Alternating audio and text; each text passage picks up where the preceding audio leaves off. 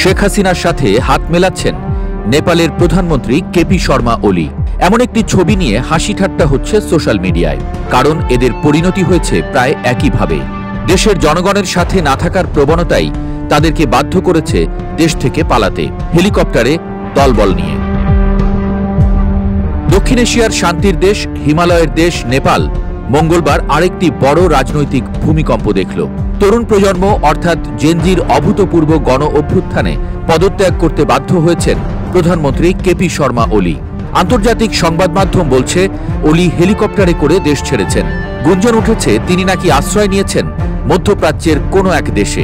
দৃশ্যপটটা মিলে যাচ্ছে বাংলাদেশে শেখ হাসিনার 2024 সালের 5 আগস্টের পতনের সঙ্গে। শেখ হাসিনা যেমন হেলিকপ্টারে চেপে দেশ ছাড়েন, ওলিও সেই একই পথেই হাঁটলেন। ওলি আসলে ক্ষমতায় এসেছিলেন বিপুল পরিবর্তনের স্বপ্ন দেখিয়ে, কিন্তু সেই স্বপ্ন দ্রুত দুঃস্বপ্নে রূপ নেয়। জনগণ যে মৌলিক সেবা ও অর্থনৈতিক স্থিতিশীলতা আশা করেছিল তা পূরণ তো দূরের কথা, উল্টো দুর্নীতি আর বৈষম্যের পাহাড় জমেছে। একদিকে শাসক গোষ্ঠীর সন্তানেরা বিদেশে বিলাসী জীবনযাপন করছে, অন্যদিকে সাধারণ তরুণেরা শিক্ষা ও কর্মসংস্থানের জন্য হাহাকার করছে। শেষমেশ যখন সরকার সামাজিক যোগাযোগ মাধ্যম বন্ধ করে জনগণের কণ্ঠরোধ করতে চাইল, তখন সেটা আগুনে ঘি ঢালার মতোই কাজ করল। এখানেও মাঠে নামে জেনজি প্রজন্ম। সামাজিক যোগাযোগ মাধ্যমে যাদের দিন শুরু হয়, সেই মাধ্যম বন্ধের প্রতিবাদ থেকে আন্দোলনের সূত্রপাত। ধীরে ধীরে মধ্যবয়সীরাও যোগ দেন। শেষমেশ আন্দোলন সরকার বিরোধী এক দাবানলে রূপ নেয়। মাত্র 3 দিনের মাথায় কাঠমান্ডুতে রাষ্ট্রীয় স্থাপনা পুড়তে থাকে, 19 জন প্রাণ হারায় এবং ওলি পদত্যাগে বাধ্য হন।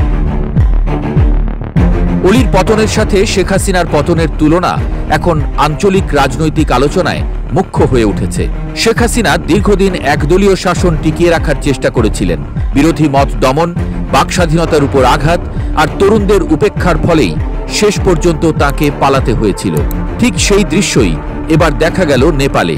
দুজনই শেষ মুহূর্তে হেলিকপ্টারের সিট বেছে নিলেন।